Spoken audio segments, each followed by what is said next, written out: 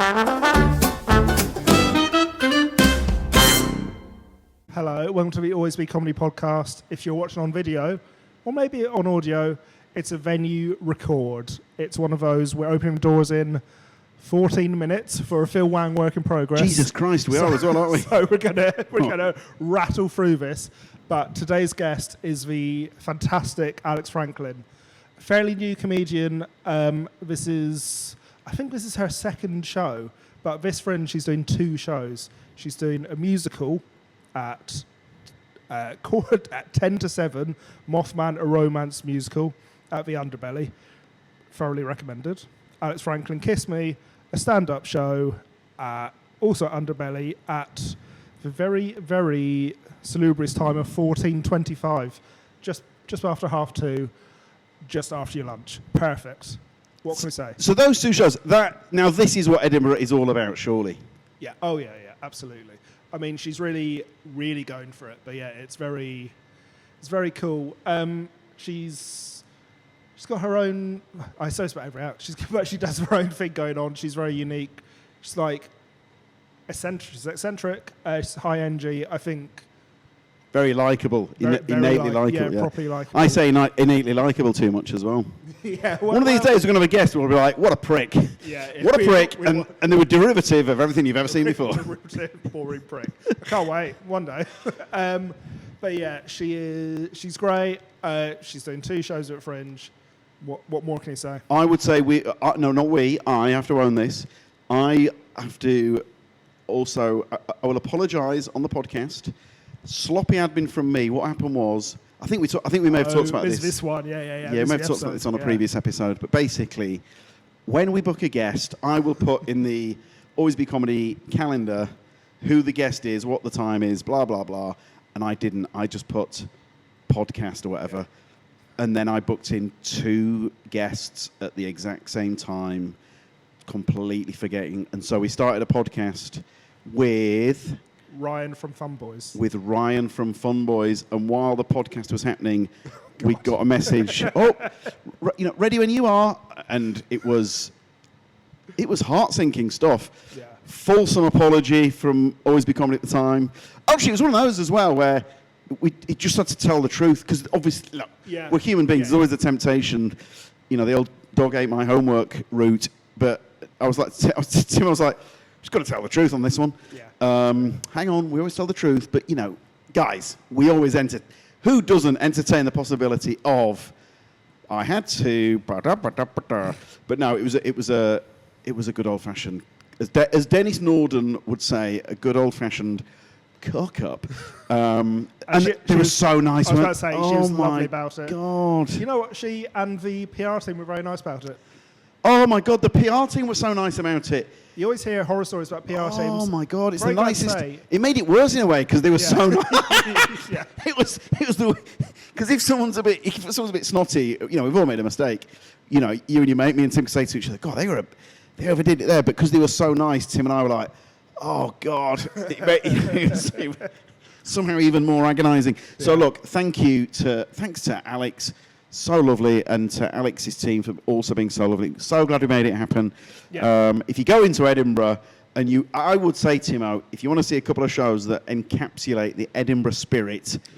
Lovely. Absolutely. If you're not checking out a musical that's to do with a Mothman, or as I initially misinterpreted, Mothra from Godzilla. Phil Wang's just walked in. What a time to be alive. We're recording a podcast. We're doing the intro for this Tuesday's episode. We'll blitz through it. I think we've blitzed it.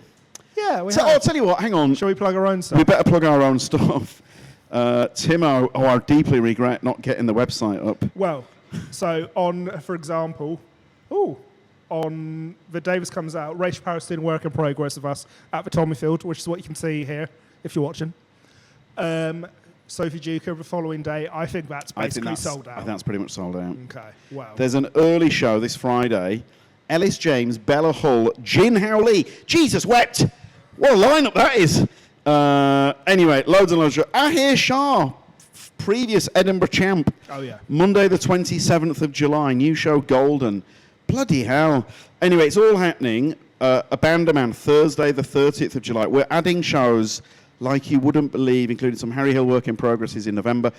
For these and many more, please visit alwaysbecomedy.com/tickets. In the meantime, here is the maestro, lovely Alex. Alex Franklin, thank you very much for joining us on the Always Be Comedy podcast. We're very grateful. Alex, straight out of the gates, please talk us through your Edinburgh and why you might be twice as busy as certain people. Okay, so I'm doing the infamous double show in that I'm doing a solo stand-up show. I say stand-up, it's just like messing around, but like musical stuff and some PowerPointy stuff, but like a stand-up show called Kiss Me, which is about dating and romance as a trans woman and kind of about the fetishization and objectification of trans bodies. And the other show is called Mothman, a romance musical, and it's about a girl trying to sleep with the the mythical West Virginian cryptid Mothman. Right. So of all the fictional, hey or not, monsters out there in the history of monsters, why settle on Mothman? Oh, he's a stud. He's just hot. You ever seen Mothman? Mothman's hot. Mothman is hot. Mothman's got abs for days. I think so the original thing of it is basically like me and I describe it as like it's essentially just a joke that's got out of hand, which is the me and my friend Nicola, who I wrote it with, essentially she was gifted a book of AI Minotaur porn. And then we were reading that, and then we were like, okay, well, what would be the ideal cryptid in a sort of sexual role romantic setting? And we settled on Mothman because again, he's a stud. He's a nice guy. I think actually people will be like mean to him, but he's a nice guy because his main thing is that he only appears when like death is near, but he doesn't actually like kill them. He just kind of like watches. He's a bystander. He's got like David Attenborough's code or whatever, so he doesn't want to get involved, but he just kind of like watches as like a terrible bridge collapses or something. That's it. That's him. How did you get into this? Is the most I've ever thought about Mothman ever. How did you get into I've heard of people, they're big into Dracula and they'll go to Whitby on a pilgrimage and all of this, but Mothman feels so niche. So how did you first get into Mothman? I get, you know what? I think it's get into is like it implies there's like a long love of Mothman. Oh, yeah, fair enough. My childhood. And I'm like, I don't know if that. I guess it's a recent. It's a recent development. I think a recent crush. I think the concept of any sort of like mythical creature is funny.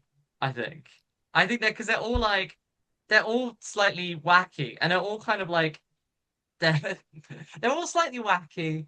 They're all like clearly a goat. They're all like clearly like two tires that are floating in like a river or something. Yeah. Or they're like. So I think I went down a rabbit hole of like the funniest ones. There's one called the Jersey Devil, which I think is really funny. Which is New Jersey. It's just a goat with wings, and I think it's bigger than a typical goat. It's a goat that's larger than a typical goat, and it's got wings, and that's the famous creature. But it's stuff like that where you're like, I don't really, I don't think there's a need to have this, but it's fun to just come up with a guy. It's kind of like Yeah. I thought it's also like an element of like storytelling to it in like a nice way. It's people just like letting their imaginations run wild from like centuries ago, and they're like, what if there was like a sort of half man, half wolf creature living in the forest that used to be a guy, and then a full moon happened, and then suddenly he's running around stealing, I don't know, stealing kids or whatever. I don't know what werewolves do, but yeah, I don't know if that answered your question in any way, but that's what I would say. But now this Mothman show, this is my research. My research is popping. This is a buzzy show. It's an award-nominated show. Oh, thank you. and Yes. from our pre-record chat, we know that it's a Phoebe Waller-Bridge endorsed show with the funding. Please can you talk us through the Phoebe Waller-Bridge funding, because that is, what a lovely gesture from Phoebe Waller-Bridge, but also that's a great Yes. thing to get on board with. My mother, Phoebe Waller-Bridge, my dear mother. Mother's funded another Edinburgh Fringe show for me. Um, I no, it's the government. The government has given some money to people. Well, the government I think it was the government last year gave out 180 grants of £2,500 to a bunch of people to be like, here, make some art. And this year they're only giving out 16. I think because they were unhappy with the results last year. Maybe they were like, maybe they just saw the shows and were like, don't know if it's worth it. But I think they I think it's this whole thing about like funding for the arts is very is very poor at the moment. I think it was an attempt to rectify it and then it was immediately lost. So I think people felt a bit unstable. But it doesn't affect us because we got it. So we're fine. We're fine. Yeah. I there aren't really any problems in my life. So so 3 cheers for Keir Starmer. yeah, I know all of them. The Tory Party, the Reform. Imagine if we clip that up. No, no. I have a very left-wing audience. They would know. Oh, Alex, it was such a promising comedy career, and we've was. snatched it away with an out of context clip. I've got to do Comedy Unleashed now. I've got to go and GBT. I've got to. I once did a gig, and and I don't know if people feel differently. That's so fine. But like, I was on the lineup with some like a GB News type person, and I basically was like, "This isn't my vibe. I don't want to do this." So I dropped out, and they replaced me with a second GB News person, and I was like. That's not the same as me. That really annoyed me because I was like, that's not the equivalent. Is that I'm like this other person from GB News? And Yeah, also, it's not like for them, like. No. I know some of them do follow me though, which I think is funny. I have a lot of like, I guess almost like there's a lot of rage followers. I do, well, I sometimes I think I have.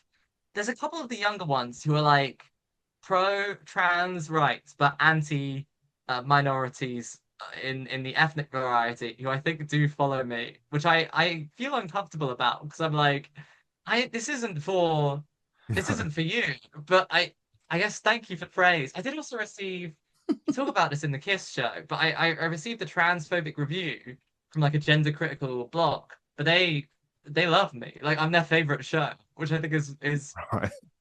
really, which worries me, but I actually think they just talk about how like young and pretty I am, and also that I'm really they think I'm like edgy, but I don't think I am edgy. I think they just saw left-wing things as edge and stuff. But that's a fun tidbit.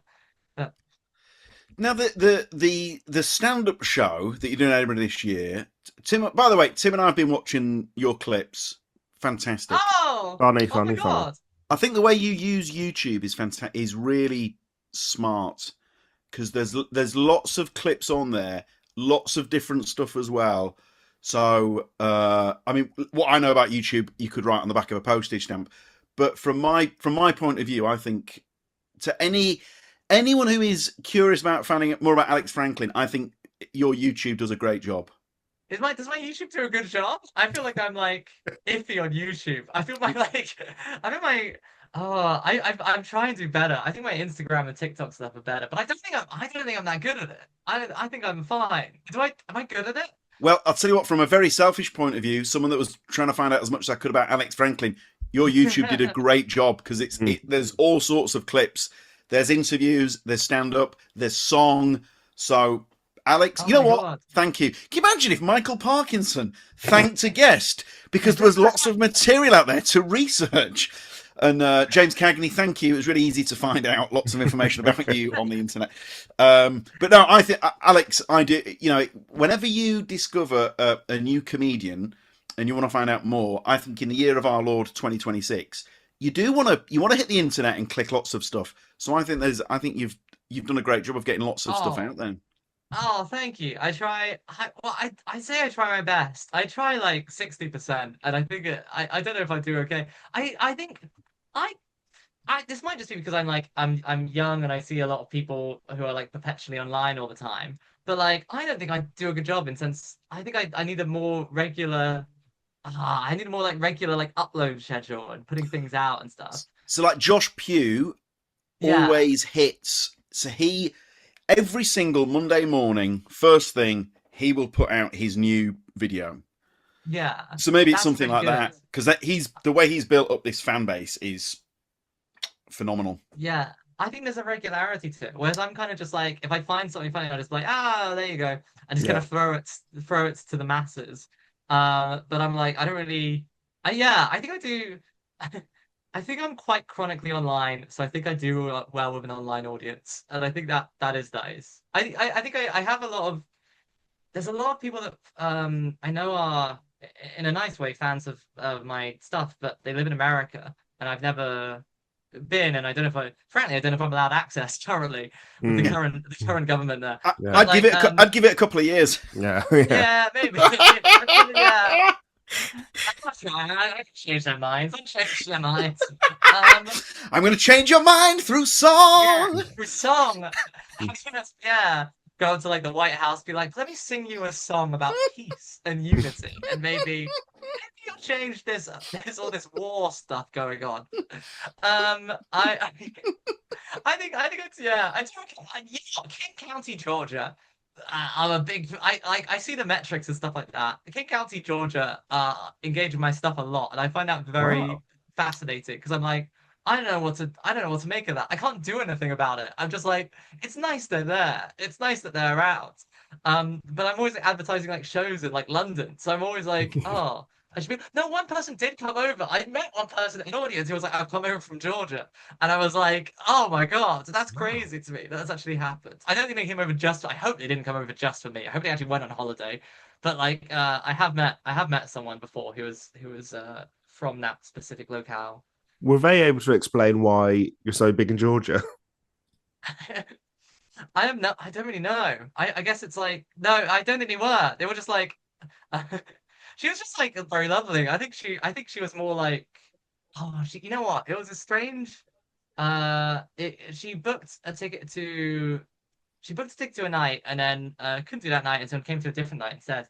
But I was like headlining a. Have you ever heard of Maths World? Have you ever heard of Maths World? Maths World. Don't think so. I'm giving a shout out for Maths World right now. Yeah. So Maths World is it's a place in London where it's like it's a new I guess it's just like an old air hangar or something. And they've just filled it with maths puzzles. And they were doing a comedy night and I was headlining that comedy night. And she came to that. But it's a cave of riddles, I guess I would describe it as. And they have a lot of what is it? They have a lot of I guess a lot of those like fun number puzzles you used to do as a kid. Do you like maths, the two of you? Do you like maths? I thought I did, but this is blowing my mind. Yeah. You gotta check out Maths World. It's pretty good. It's pretty fun. Do you know, yeah, I don't know. There was they have those ones, what was it? Oh, those I love those little ones where it's like you have to come on, this be interesting to people. But like those ones where it's like it's a bunch of cubes, you gotta get the cubes into the big cube, and you're like, the cubes don't fit in the cube, and then you try and ram it in. That's good stuff. That's good That is good stuff. stuff. So hang on, Alex, are you like some Yeah. sort of maths whiz? I'm okay. I did get do you wanna I don't know if this is a fun fact, but I can tell it, which is that when I did my A levels, my mum sadly passed away during my A levels, and so that's all fine. Hey, we're doing okay. But basically, if you have an instant happen during exams, you get plus between +1 and +5% on your exam results. And I also separately did really well, which meant that I think I had a 97% average, and then I got +5%. So my score for my A levels was 102%. Oh, God. Which That is a good fact. Yeah. I know. Hang on, Yeah. is that a bit? No, it's not a bit. It's just true. It's just a true thing. Alex, mate, There's a bit in that 100%. It's Well, like a sorry, bit. 102%. I should say. Yeah. That Oh is- yeah. I was if you look at the other things, it's between 1 and 5. You get like +3% if you have like a quite sick uncle or something. So I like to think that there's someone who did better who was like 100% and just had like a bit of hay fever that day or whatever. Now, I've got to confess, it might only be the comedians in the room who find it funny because it's so dark. Do you know what I mean? No, I think it's funny. I I think think that it's is fun. funny. Okay, this is one of my issues that I think with like grief and stuff like that, it's been so long. It's been like what 12, essentially no 10 years essentially. So I'm like I'm fine, but I think other people like seize up, and I think there's a lot of stuff. There's a lot of stuff around that is insane. I think funerals are insane. Like funerals are mad if you actually like think about them. You get like a bunch of people who are like essentially hate each other in one room to talk about one person that only about 50% of the people really know. And then whenever you chat with anyone, it's always just being like, sad, isn't it? Yeah, sad. And then you like share a memory and then you move on and you never see them again for the rest of your life. And I always think that's really strange. And everyone wears black, and then some people are trying to look hot and some people are trying to not look hot. Total agreement. The very Yeah. concept is insane. And also, that might be. I might see a cousin at one of those, and then I will not see that person again until the next funeral. Yeah, definitely. And then also they'll be like, I feel not to say that you don't have this still, but I will get this where they'll be like, oh my God, you've grown so much, Alex. But I don't know. I would don't know love to who I'm still get talking that. to. Yeah, I'm sure you do. I'm sure they're like, oh my God, you've grown so much since last year. Last year you were this tall. Last year you were tiny. But people will still be like, "Oh, yeah, it's crazy. You're so big now." And I'll be like, you used to be so small." But it'll be a person I've never met, who I don't really know, or who have seen me as like a baby, which feels like a strange. I don't like. It feels voyeuristic that they've seen my changing size, if that makes sense. It feels like that's private. That's private that I've Yeah. changed size. Yeah. Also, I've not seen you since you were a baby. You've grown so much. Yeah, fucking shut up, I have. Yeah. Yeah. Yeah. If I hadn't, that would be. You should be worried. You should be What scared. a story we've all got. If I hadn't, I hadn't grown single this big, like Stuart Little, running around, getting like those little tiny cars. Oh, I want to like look. You know when he like goes out a little remote control car. I'd love to do that. Hugh Laurie. That's a Hugh Laurie vehicle, isn't Hugh Laurie classic. it? It is. Now, Alex, the solo stand up. Yes. What will we expect from that show? Speaking, Tim and I, we've been watching the clips, but to anyone that's not yet got a ticket, what to expect from the Edinburgh solo show? It's good. I promise. It's good. I think it's funny. Yeah, I think it's I think it's very good. But everyone says that. I think also. I think it's quite a comedian thing to fluctuate between being really underconfident and very overconfident about something. Yeah. Oh yeah. So I think it is good. I think there's bits I need to change. There's a segment in the show which it's gonna sound like it. I promise it does work, but I'm wondering whether having said that, I'm wondering whether how long to make it. There's a solid minute where I'm just like meowing. Because and I promise it's good. I promise it's good. I promise the meowing is it, and I'm like wondering whether to extend that to 4 or 5 minutes. But I'm like, I feel that's excessive. I'm trying to find the sweet spot of the meowing. I guess the sort of end bit of the show. I don't know if this is a spoiler. I think this is fine talking about this, but I think because it's about like romance and kissing and stuff like that. The kind of thing at the end is that I'm trying to get someone from the audience to come up on stage and kiss me. And so consensually, of course, we believe with consent. And so I think like I'm trying to. So I've been like trying to get that in a way that I'm like, oh, this feels like it lands and is good. But I think it does now. I think in Brighton it went very well. But in Brighton it go well because they're all gay. They're all gay and like so obviously they're like, yeah, I'm down for this and stuff. They're very not to stereotype my own people, but like I don't know, they're freaky. They're freaky. you clip this, clip this. Gay people are freaky. They are freaky, freaky people. I think that, yeah, I think so. That was fine. Someone, I'm trying to figure out how to do it in such a way. I've put parameters in the kiss, which is 3 seconds on the lips, no tongue. And I think that's fine. But I need to I need to do a lot of test runs. And then also, I don't want to be like, I don't want to make it weird because I've got like a girlfriend who I love very dearly. But I don't want it to be like, oh, as if I'm like, oh, I'm cheating, but I just have to create like a 3-act structure around it to make it work. So it's like, it's good. We're putting all the boundaries, so it's hopefully good. I don't know answer the question, but yes. I think those boundaries sound very sensible. Yeah. Thank you. 3 seconds. Right, hang on. 3 seconds. Yeah. On the lips, no tongues, and also probably the first rule is consensual. I think that all sounds. Yeah. If I was your girlfriend, I'd be like, I totally get it. Fine. Excellent. Cool. She said it's fine because it's for art. It's for art. Yeah, like a chump, like a no. Sorry. yeah. Each year you keep dialing it up a notch. Yeah. Oh. 10 years time. 10 years time. Full marriage. It's for art. Yeah. I've got 30 life partners. Yeah. It's art. I've got a secret second family. It's art. I do find it weird to just because like comedians will have like such a persona wise I don't see much of a difference between myself on stage and myself off stage. And other people will be like, oh, my persona does this, the comedian does this in a very like artsy way. And I guess I kind of have that, but I'm also like, oh, it's so similar to me. But I find it really funny when people will be like, the comedian did this, and it's like the comedian made you say a slur to this audience. That was you who did that. Alex, I say this with love in my heart. I can see no difference between podcast Alex and comedian Alex.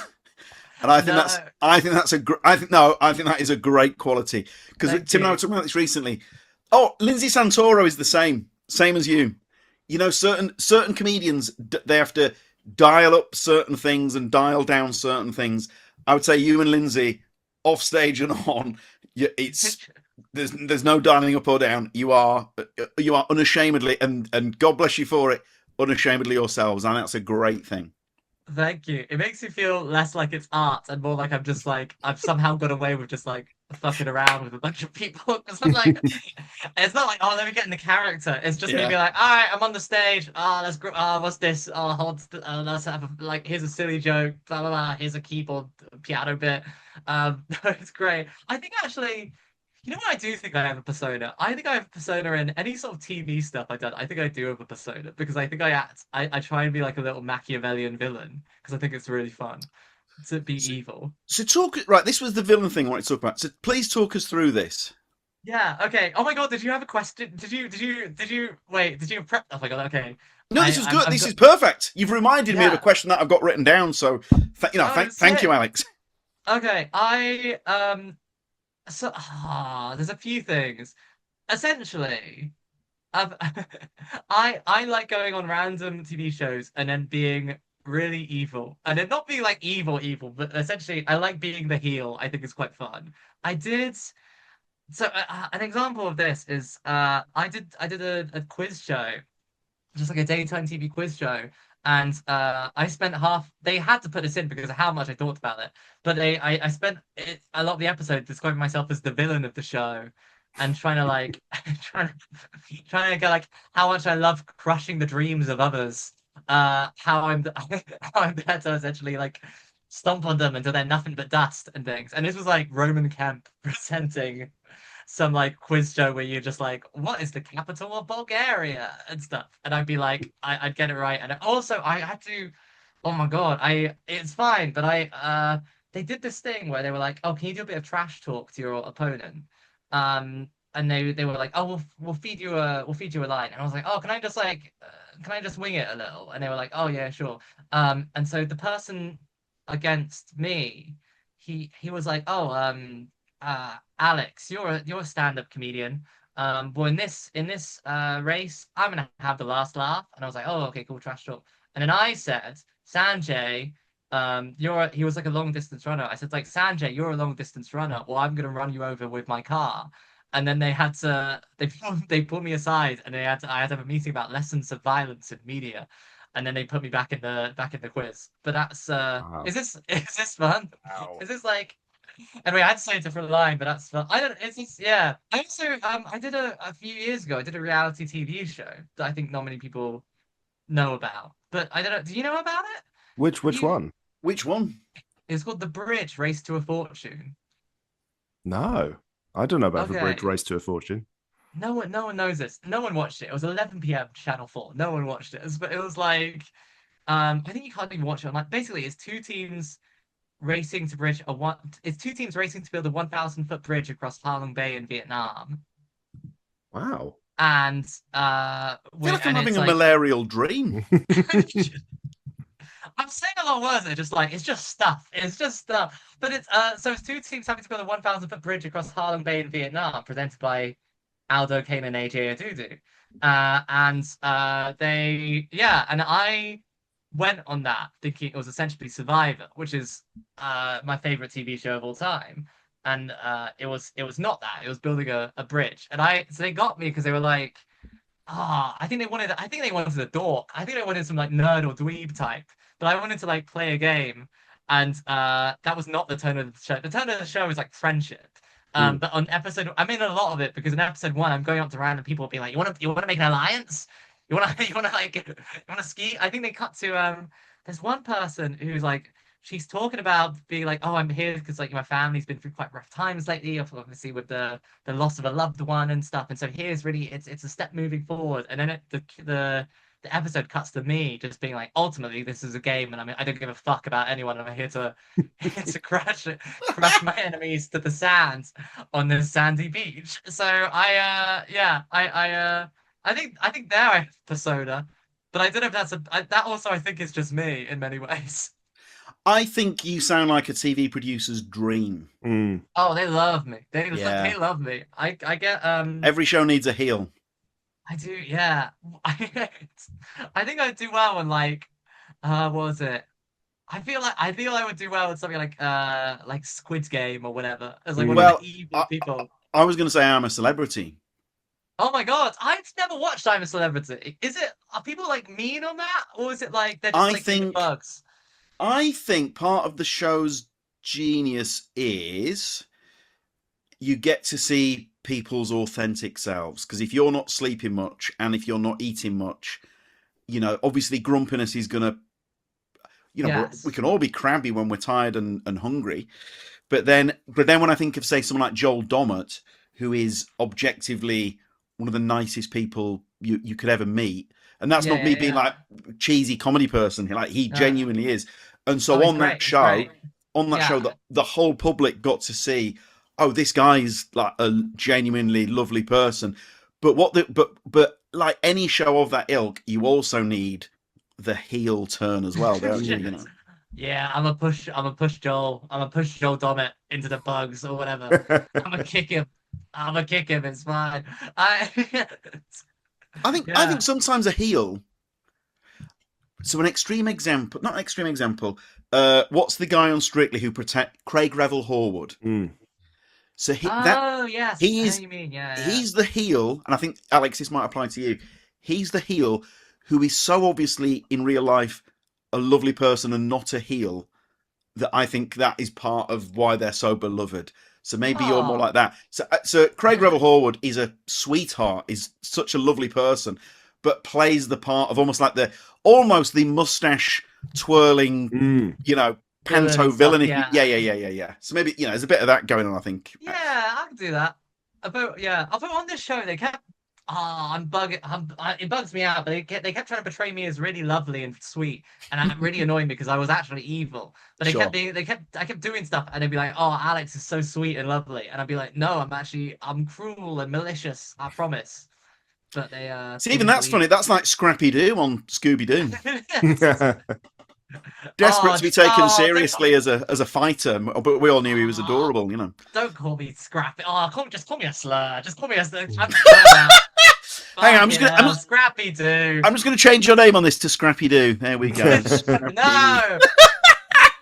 That's the worst one. Oh, I used to love Scrappy Doo. No, he's people famously they throw him out on the road or whatever in Scooby Doo, the live action show. They're like he's in the car and they throw him on the road because they don't like him. Is that Is that what the plot? happened? I think that's what happened. The whole of Scooby That's Doo, in the the live film, action yeah. film, is that they dislike Scrappy Doo. It's essentially a core plot point. I'm also gonna quickly plug in my laptop very quickly because it's Okay. there we go because it's getting low. Did the sound go there, Tim? Or was that just my computer? I think it's just you. Yeah. Ah, fine. Oh, Yeah. No, just okay. there was like a sort of. Tim, should we get? Is it for probably a good time for format time? I think so. Yeah. Nice. Yeah. Right. Okay. Tell you what. Before we get now, Alex. Before we get to the formatty bit, Yes. where can we see the two shows at Edinburgh specifically? Which rooms and which Yes. times? You can see them in oh god, can I do this off the top of my head? 2:25 p.m. and 6:50 p.m. Both in Underbelly Cowgate. Kiss Me is at 2:25. It's in a room called Jelly Belly, and Mothman is at 6:50 p.m. and it's in a room called Belly Button, which is a big 120-seater room, which I'm slightly scared about. Hopefully, it'll be fine. So, Alex, you're creating your dream fantasy gig. Do you have any pre-gig rituals? This is bad, but I down a bottle of like apple Lucozade normally every time before I go on stage or Wow. something. Oh, Alex. Which is bad. It's better than it was, but I like a little energy. I like electrolytes in my system before I'm on stage and stuff. I don't know. I like to be buzzing. Yeah. I guess. Does it impact sleep? That's not. That's not. We don't have to think about that. It does. It does. Is the answer. I think. Yeah. I go to bed really late. It's people talk about it as like Alex hours. I go to bed like 4 a.m. a lot of the time. Gosh. Alex. Yeah. Well, I have a job where I don't have to get up early ever. This is the earliest for this podcast. Is the earliest I have to get up in ages. But well, the good thing is your show's at 2:30, so you downing the Lucozade at 2:30 is better than 9 o'clock or whatever. Well said, Tim. Sorry that Tim and I turned into parental figures there. No, that's not even that. Again, that's the best. I at uni used to drink 4 liters of Mountain Dew before every exam. Oh. After doing an all-nighter, and then I had to stop because basically in my second year neurobiology exam I shat myself. But I had to. But I'm fine actually now. I'm fine. We're actually very well. That's the takeaway that I think people should have from this. This is I'm very well and very, very put together now. Fantastic. I think an apple Lucozade compared to 4 liters of Mountain Dew, I feel like this is a win by comparison. Yeah, going the right direction. Yeah, going in the right direction. Thank you.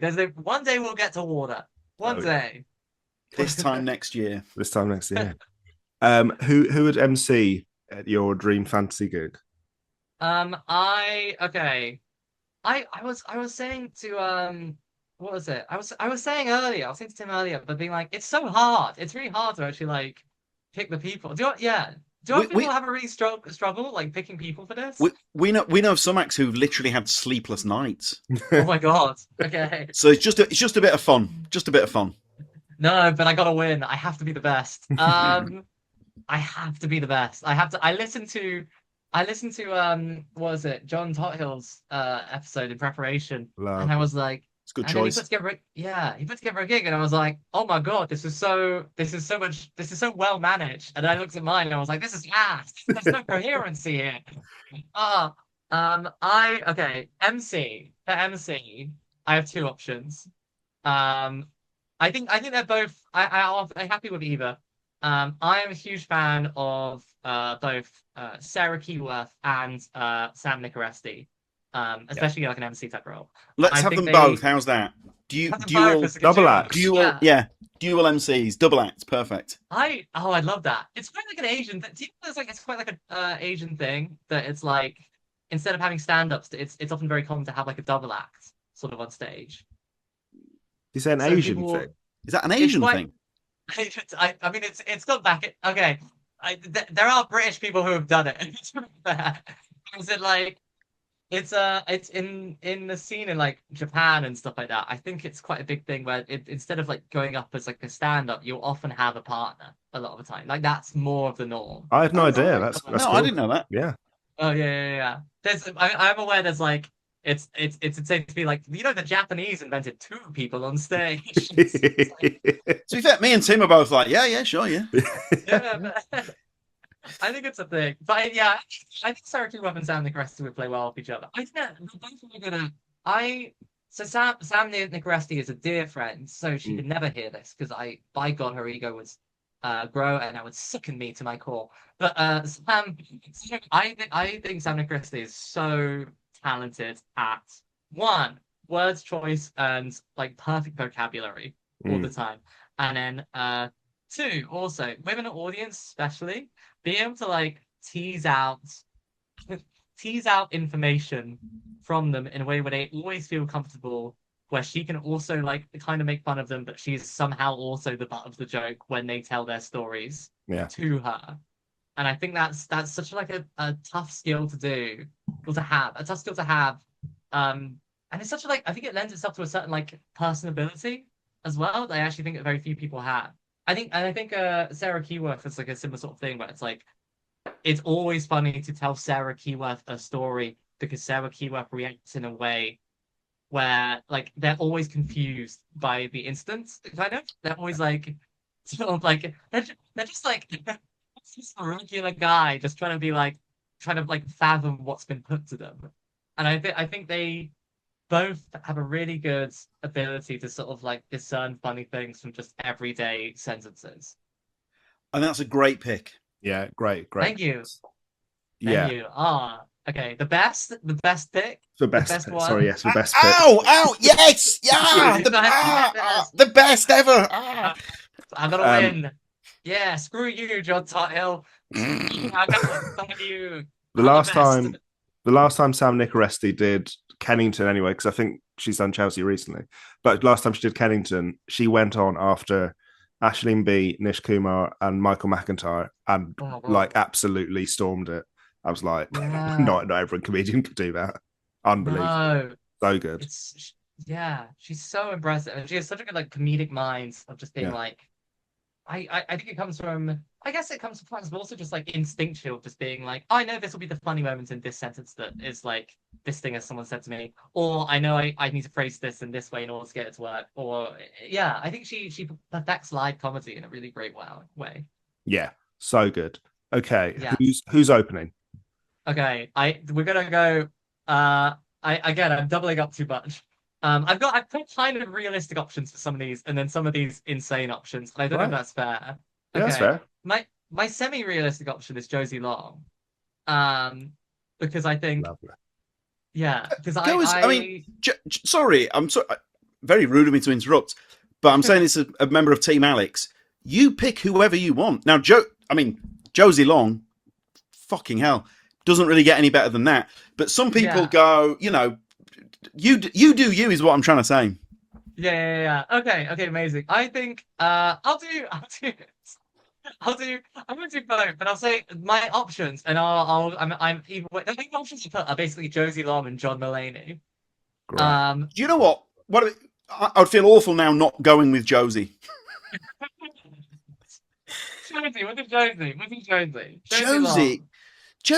Josie Long, you cannot give enough credit, you know, given how the impact that Josie's had on the circuit, the inspiration to non-male comedians as well. Yeah. Before I was doing comedy myself, Josie was such a. It felt to me, in terms of like someone who was young, there was such excitement when Josie first started out, and then to get where Josie is now, one of the most revered stand-ups ever. So I think Josie opening this gig, I think that's a great pick, Alex. Yeah. Okay, amazing. I'm such a fan of her. I think the so I'm a relatively late addition to the Josie Long trained, but I only found out about her maybe like a year and a half ago. Um, well, I kind of knew of her, but because I'd listened to like interviews with comedians, and everyone kept being like, when they were like, "Who's your favorite comedian?" They'd be like, "Josie Long, Josie Long, Yeah, Josie Long," absolutely. repetitively. Mm. And so I was like, oh, like, she was doing. She's not doesn't do like loads of TV and stuff like that, so I hadn't seen her like loads growing up. And then so I was like, let me go to a live show, and I went to her recent show, which is Yeah. now is the time of monsters. Now is the time I of think. monsters. Yeah, and it was one of the best hours of stand up I've ever seen in my life. I think it was. Yeah, I think it was perfection. I think it was incredible. I think everything tied back in the most like clever and yet sneaky sort of way, and the way that she like does her jokes where it's like it's so rolling all the time. I love like a person who's like constantly like rolling with jokes, yet they're so like well done and choreographed as well. Like you can appreciate the choreography of it while also being like I'm not able to predict the flow of this. And then also she's so I don't know if again I haven't seen her over the like all the years, but I've seen a bunch of stuff of her now, and she's so hopeful. Like she's so willing to embrace like genuinely like heavy topics, but like be so hopeful around it. And I think it's something that I'm like, oh, I want to emulate that. It's like a really, I think it's a really positive thing and like incredible thing to do. I think you're right. Hopefully, is such a great word to describe Josie Long. Absolutely. Yeah. Absolutely. Yeah. Great pick. Huge fan. You're still winning. You. Yes. Sorry, Tim. Oh no, I was going to ask the same question. Who's in the middle? I have okay. I got a bunch of options. I'll go for this one because I actually think this is the one that I think has the most personal attachment to me. Do you know of an Australian comedian, not the same name as a British comedian, but not the same? Do you know an Australian comedian called Tom Walker? I know Tom Walker. Yeah, really Yes. Okay, I am obsessed with Tom Walker. I think Tom Walker is so funny. He used to do a lot more Edinburgh Fringe shows and come to the sort of do shows in the UK and stuff like that. Yeah. He does it a lot rarer now because he basically got really big on like Twitch and streaming and things. Really? Yeah. He's also the Australian host of Bake Off or something, isn't he? Yes. Oh my God. He's the Australian host of Bake Off as of recently. Yeah, absolutely. Absolutely mad. Because like I saw, God, I wonder when I first saw him, probably like 2017 or something. And you never thought this guy is going to be Mr. Light Entertainment. Like he is. What was the show? Yeah. What was the show that you saw? Because that might have been the first show I ever saw, essentially. That was like it was one where he bought a trumpet and just started playing it. But like obviously can't at all. That was my main memory of the show. That's fair. Was there loads of like flash games and stuff in it? Or was it like that might have been one after. It might have been the year after. Yeah. It might have been the one after. I think it was the one. I think it was the one after. Okay, yes. But it's I think I love him as just sense of like such a such a joyful man, I think. And everything is like fun around him. And it's like, yeah, it is insane that he's doing like Bake Off and stuff like that. It's crazy. But I think every show I've seen of him is so different. Like he did a show that was essentially like a mime show, which is out. I think you can see it on Amazon. But it's like he's just like miming for an hour with like he's saying stuff in the middle because he's like miming is boring, really. But he was like, let me like make it fun. He did that. One of his shows was a bunch of flash games that he'd like made into a show. One of the shows, I think later was about like the javelin and things, and about learning to throw the javelin. I think he's such an inventive man, and I think I also saw him and Demi Lardner's show We Mustn't, which was a one-off, I guess Edinburgh show that they did. I don't think there was no use to it apart from the show itself, and it's like it was an insane like 1 a.m. show where they were like pretending to be like little sailor boys, hoping that father didn't come home and stuff, and then just like getting up to essentially in this like dingy like cave room, getting up to instance. I think they're so funny. So Tom Walker's show, the Flash Game show, was one of the first sort of like live comedy shows I ever saw. I remember seeing it at uni and being like, "This is incredible," and I'd love to do something like this. I think I'll feel too shy to ever say it to his face, but yeah, I think he probably is a bit like an inspiration kind of. Oh, he's great. Yeah. So Alex, you like the chaos, but it appears to be it's ostensibly chaos, but lots of work has actually gone into making it look like chaos. Is that fair? Oh, absolutely. Yeah, I love there's something beautiful. I think chaos is beautiful in a Yeah. sense. There's something, yeah. There's so I think there's a I think the concept of like free falling as an audience kind of is great. Kind of the concept of like you're watching, yeah, the concept of free falling an audience is great, where you're just like you're watching, you're unsure how this is going to land, but you're like so certain it will land, kind of. And I think that's, and I think it's almost like a juggling act where it's like the more sort of things they're throwing in the air, the better it is. I think Josie Long does that well. It's like a bunch of different things, and they tie together at the end, and then like I guess this is essentially just like a typical end of a show type thing. But I want I like. Is it bad to be like I like people struggling? Is that weird? I think Tom Walker's I understand that. like is struggling a lot on the show, and I think that's great. And but all these people know that they're not struggling. It's all part of the, Yeah. you know, the prestige almost, if you like. Yeah. I think the murkiness I think is what makes it really fun. The kind of concept of being like, I don't know to what extent this person is actually in control, but like clearly they are, and they have to be in control. But like also like they seem so clearly like this is a different from this thing, different from this thing. I think it's just kind of like there's like a clown mentality, which I don't. Yeah.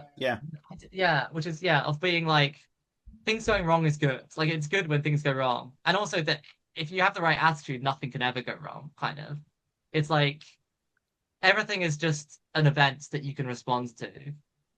And so if you treat every sort of like, and if a thing does go wrong, treating that as like an opportunity, it's always just actually like there's never a situation where things could actually be like go bad, like because you can always make it come back into a sort of fully realized end point. Tim, that sounds like booking Always Be Comedy. God, yeah, it does. It really does. Yeah, never related more in my life. Who would close this juggernaut?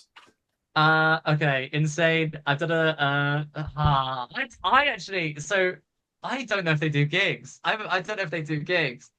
I've got the Lonely Island. Great. Oh great. I think I don't know if they do it anymore, but like every now and again they would. Yeah. Yeah. I think it would be so hype. I also think the gig ending is essentially like a big concert, almost like just like I think would be the best thing in the world. I love a little hybrid gig. I love a little hybrid gig. I think also, they're phenomenal. They're just phenomenal. And I think still, even though I think people rate them like well, I think they're still underrated. Yeah. Because you look at like the lyricism of some of their stuff, and also just like the premises behind them, and how much the output they put out as well that's consistently high quality is insane. I kind of think it's almost it's to me it's unmatched. There is an argument that without them there'd be no YouTube. Is that true? Is that true? Yeah. So I think they were the first people to, or certainly among the first, to fully utilize YouTube and help put YouTube on the map. Wow. Oh my God. Whoa. Okay. Yes. I'm very young, so I don't. So they're one of the first people that realized that you could put things on this then newish platform called YouTube, and people could go on YouTube and watch these videos, and they were getting big old numbers. But we're talking back in the nascent days. Sorry for this name drop. So I've interviewed Andy Samberg. And, oh my God! And how was it? Phenomenal. What a fucking great dude.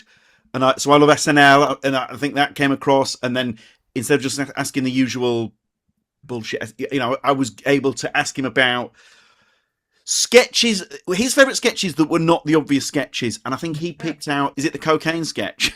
Do you know that one? Oh, I don't know it. Oh it's him singing so he's getting ready for work. I do know it. Yes. It's a pre-record, and it's him getting. But what's actually happened is that he starts his morning by taking lots of cocaine, and he's singing down the barrel of the camera. That is great. That is a really good one. Now he downplayed this YouTube claim, but when you read about it, there is a big argument to be made that Lonely Island helped put YouTube on the map. That's fair. I do remember those like their early bids that they did as well. I know they did so they would do ones where it's like it's the it's a style they didn't really do as much later on, where it would almost be like an intentionally quite bad song. There's like We Like Sports. When Yes! they're just like we when they're just like we like sports, they're good to do, and I'm like, I don't know, that's like it's such a, I at least I'm again I don't know because I was barely cognizant at the time, but like I feel that's like one of the best people to put stuff out to be like we're just gonna do something stylist that is funny and it's not like it's not clearly very good. Like we're aiming for like the humor of it necessarily rather than being professional. Yeah, here you go. The comedy trio, The Lonely Island, helped launch YouTube to national prominence in late 2005. Oh my god! Okay, Oh, what a time. God, I'm so glad that says that. yeah. Because if that had said there is this myth, Yeah. Yeah. right, great pick. God, I would love to see them live. Has there been an incident that you would somehow love to replicate at this gig? Yes. I'm a big fan of the bands Jody Balance and Bray, who are a rap duo from America, who are essentially doing I guess people would describe them as like a probably slightly more comedic Gen Z Beastie Boys type Yeah. group. Sort of. Yeah. And I went to a concert that they did in Camden, and it was one of the best gigs of my life because it was like the like mosh pit was the entire crowd. And then also so other artists will be like, "Oh, I've got a surprise for you. Here's a new song." They were like, "We've got a surprise for you. We partnered with Taco Bell to give out 1,000 free tacos." And so they so so they were like, "Just outside, there's 1,000 free tacos. Any person can take it. You gotta like take two if you want, no more than two, but have a bunch of tacos and stuff." And so they were like, that's what I would want to happen at the instant. Like it's a gig incident. Hang on, I wasn't there. This is like heaven. So it was incredible. So yeah. After the gig finished, as you all left, you all got to have at least one taco each. Yeah. And they gave out 1,000 free tacos. Yeah. It was great. They partnered with Taco Bell, of course. Which I think more acts should do. I think they should just be like, ask like a restaurant or like a chain nearby and be like, "Can you just give us a bunch of stuff?" If I said at the end of an Noisy Comedy, we've partnered with Taco Bell, and man. as you leave the venue, people would be running out before I'd even finished the sentence. Oh my god, no! It was so good. I would be. Yeah, I would definitely. You'd be eating a quesadilla as you wrap up. You're not going to believe this. It was really good. They also did oh, it was just electric. They had also I really enjoyed as they're so lovely, but the audience is so like pantomiming to each other. So like the audience, what was it? They would be like, "Oh, thank you all for coming. Thanks to like everyone in the ground floor, whatever, for coming." Everyone's like, "Yeah," and they were like, "And thank you to those on the balcony or whatever." And then everyone was like, "Boo, boo, the balcony. We hate the balcony." And then yeah, Is that heel turn again, Alex? It is that heel turn. I did you know what? At that awards the award ceremony for the Mothman one, we were like, "Oh, we'll go down because we're nominated for award." It's like, "Oh, it'll be a bit of fun." I think previously I've not gone to any sort of awards things, but I because I was busy for whatever reason. But we were like, "Oh, we'll go to this one," and I spent way too much of the time just like booing random people because I thought it was enjoyable. I kept. There's a comedian called Lawrence Dodd who's very funny, but I kept going out to him and being like, "You'll never win an award. You'll never beat us. You'll never. All these people. It's gonna be so embarrassing." Nice. I am nice, baby. I'm nice. Yeah, it's all very WWE, you know. Yeah. Has there been an incident that must not happen at this gig? I don't know if this will. I think this would happen ever, but I think it's. And part of me is like, I think it's funny, so I think I would want it to happen. One of the first open mics I ever did when I was starting out was that like, I think it was like Comedy Virgins, like the classic, because everyone's like starting out and stuff. And then the first person to go on stage, like basically made a joke when he made fun of someone in the audience. They just did like a razz of someone in the audience. It was pretty necessary. It was kind of like a bit of a random like stray that they threw at this random person. Then they ended their set. The second person to go on stage was that audience member, and then so I think I think she was like she basically was like, I think because they were all new, they were like, well, this must be what comedy is. Ooh. So she was like, okay, well, in order to be a comedian, I need to make fun of someone else in the audience. Oh no! So she made fun of a third person. No, and also Yeah. this is not someone who we're such fans of Comedy Virgins, and when people email in to ask for how to get started, I'll always So I'm saying this as very much pro Comedy Virgins. That is so not the vibe there either. No. Can you imagine the guys who run it? You know, our friend Sakisa often helps out. Imagine them at the back. Sakisa at the back of the room will be like, "No, this is not this." Like a domino rally of insults. I can't remember who was emceeing that night. It might have been Hannah, or it might have been like so. But basically, it was Adrian. But like, essentially, it got out. It rapidly got out of hand in a way that they like couldn't control. She was like, it was the one. I didn't say still do this. But it was like a time when they had 20 acts essentially. Oh yeah, in a row. Yeah, and because of the timing of it, they were like, well, we don't have time to like really reset the room, so they just were like, all right, we don't have to do that. And then the next person would just actually just like be like, oh no, I'm just gonna razz this person instead. I think by about the eighth act, they were only making fun of each other. There was no material. It was just people being like rude to each other, then with varying levels of like it going down well and not going down well. And then I think I was at the end, and at the end I did a silly song, and then the end of the night. But yeah, it was people were upset. I enjoyed. It was nice seeing a sort of like a train crash in slow motion, which was quite. There was a sort of Schadenfreude to that, but I think it was a 20 carriage train crash. Yeah. And thank God for the final carriage. So how did the song go down? Given you'd chosen not to join in on this this new act roast. So did you win the competition? I think I did. Yeah. Yes. Yes. There's the clip. I did the song, and I think I was just like, oh, and I quite like this person. So you have a nice coat or something. I think I just gave a compliment and then left. I think I was just like positive.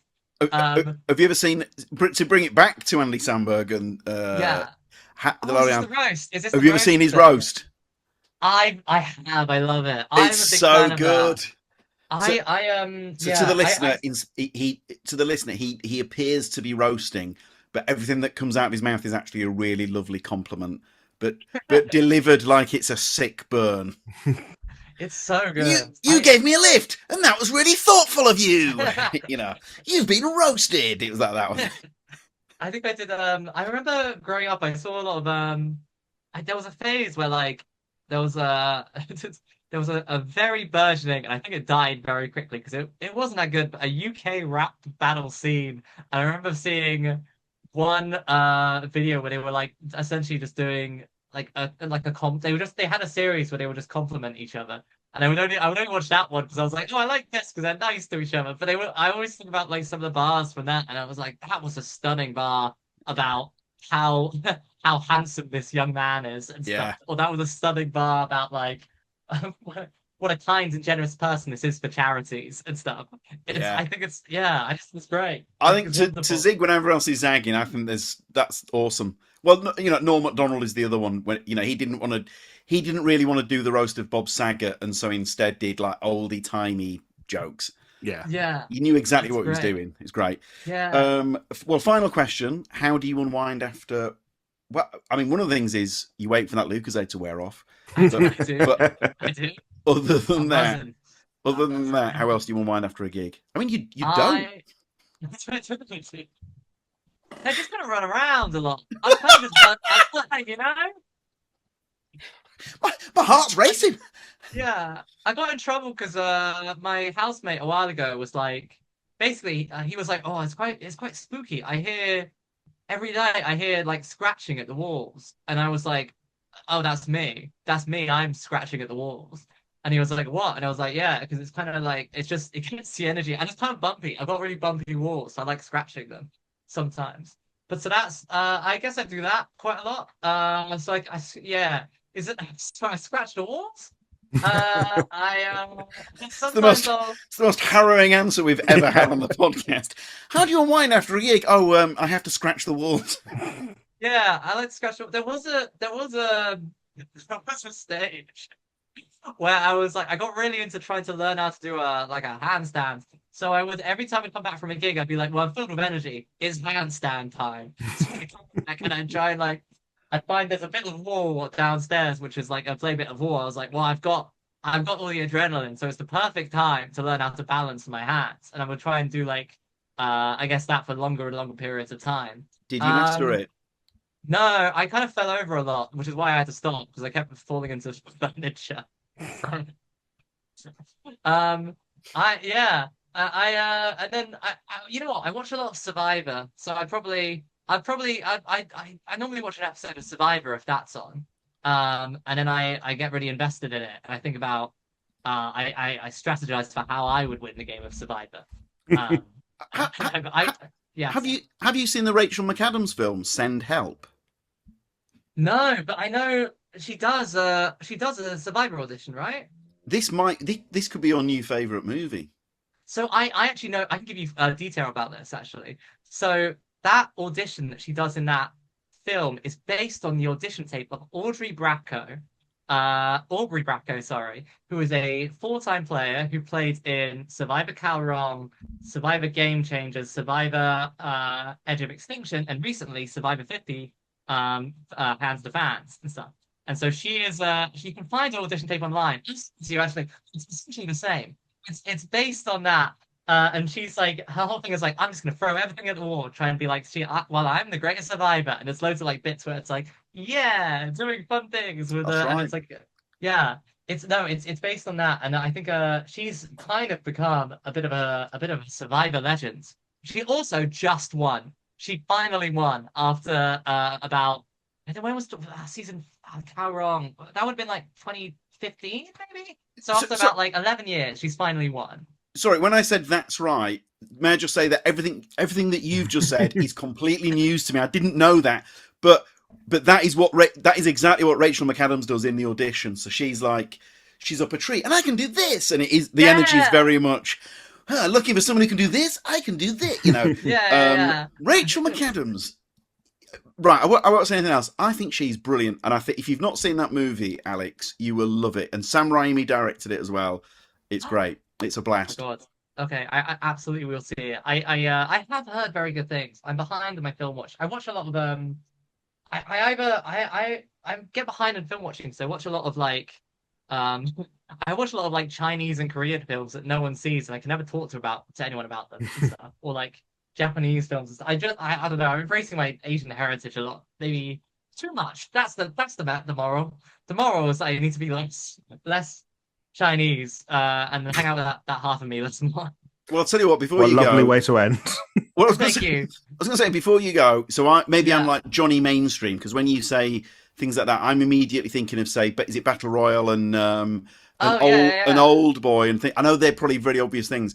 So if there was one movie that you would recommend, what would you go for? What sort of thing? Or anything. We're a broad anything? church. I'm gonna cheat and do two. One is Your Name by a guy called Makoto Shinkai, which is I'm so glad I asked. it's Genuinely, so good. that's great. Thank you. It's a there's a spoiler. It's a body swap romance and then spoiler warning for like 2 seconds time travel thing.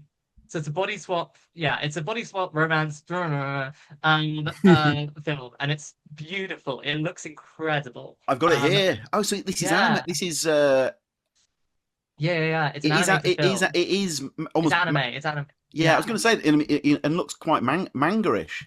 Yeah. It is. But it's every frame is like so artfully done. It's like it feels like every frame is like a painting and stuff.